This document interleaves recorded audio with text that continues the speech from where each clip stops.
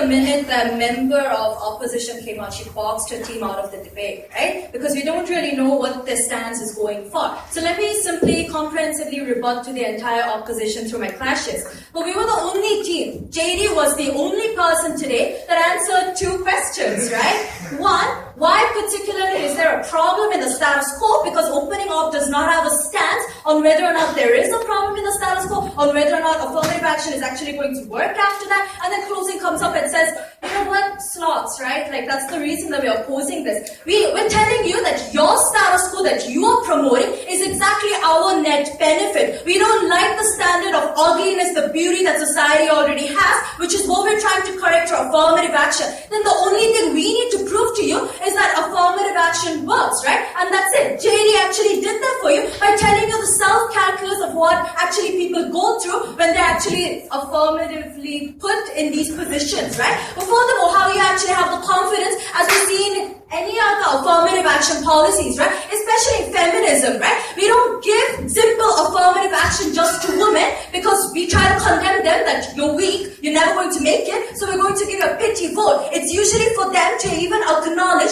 that they have the equality of opportunity that CEO's trying to promote in today's debate. When you don't even have that opportunity, when you don't realize that you cannot get promoted simply because you look uglier than your co-worker, we think there's a problem, right? It's not so much as a problem of hiring itself, but the fact that you can't go up through the glass ceiling, you can't get promoted, you don't have a CEO that doesn't look good enough for you, right? So basically three clashes in today's debate. But before that opening opposition, what did they talk about, right? They talked about three different stances. One, you cannot measure beauty, but somehow historically we have this biological standard. Secondly, you cannot measure it, but somehow you have different spectrums, even though you can't isolate a particular beauty. You cannot measure beauty, but at the same time you might have other measures. So what is your case? Are you saying there is a standard of beauty? Are you saying there is no standard of beauty? Secondly, you talk about there is no problem in status quo. We think that's when opposition started to lose already because you already agreed to our net benefits. But thirdly, affirmative action is bad, which they could never prove, right? Because it's not bad. First clash, is there a problem with that ugliness, right?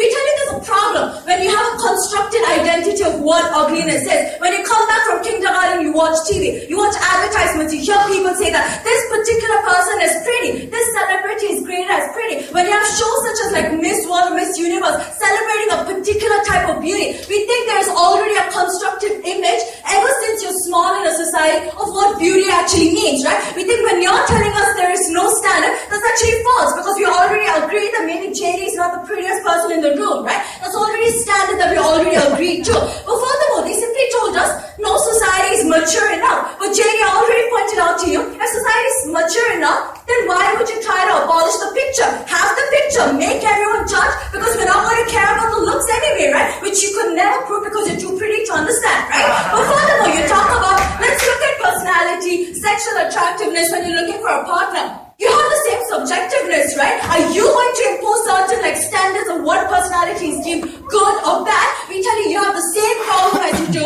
with like saying that there's no standard with like ugliness, which we think there is already a standard, right? But furthermore, you talk about that there is one standard of beauty in Korea, and then you might have different standards in Latin America. One, we think that is a problem, even if that's true. But furthermore, we think it's even more problematic when standard of beauty in the present status quo is more whitewashed, right? When you go to Apgujeong and you see all these really plastic faces looking back, and they're plastic because they're not the racial features of your people itself, right? When you see thin waist, when you see big eyes, that is not characteristic of Asian people itself, being plastered around you, right? We think this is essentially bad when you're deemed ugly for being fit to your own racial diversity itself, right? So we've already proven to you that there is a problem, right? No. But secondly, moving on to self-calculus, this is where closing opposition comes in and tells you why we win, right? Because firstly, they talked about you can't achieve self-empowerment and actualization because you're going to think you're kind of shitty all the time, right? Because you're going to think the government gave you a pity vote. We tell you when there is no opportunity for you to ever realize that you can go and get promoted, we think when government, even if you consider this as a pity vote, that it's not considered in perspective of these people as a pity vote. They simply think that it's out of duty of what the government is doing because they levied upon two burdens, right? One, why should the government take care of this? We think when there's a societal constructive discrimination,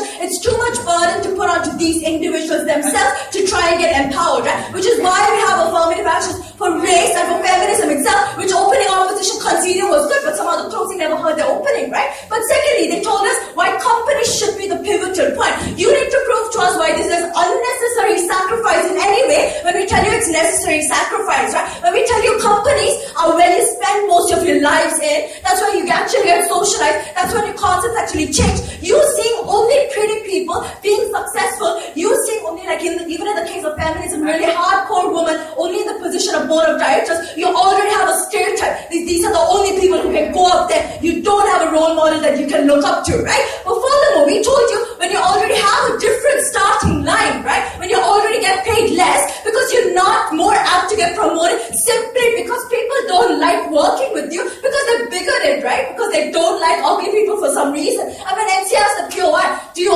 agree to plastic surgery? We think it's gross when you try to say that people should get empowered through plastic surgery when you are trying to change yourself to fit into society, right? We don't like that coming from closing government. We don't like you closing opposition, right? But furthermore, they talked about like, how do we actually get this confidence, right? We tell you that exactly, you coming up here and say NC has a pretty girlfriend. It's a connotation of saying NC is ugly, but look at him, he has a pretty girlfriend. We don't like that sort of concept that you're ugly, but you can still get a pretty girlfriend. You should be judged on your merit, not simply because your parents sent you, right?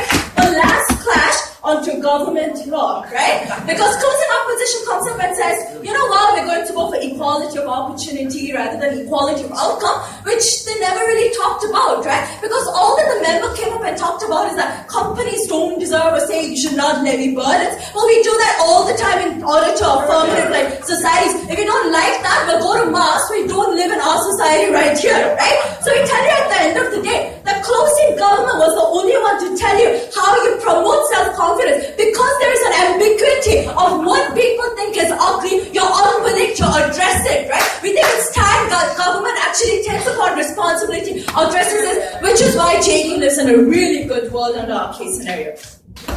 Woo!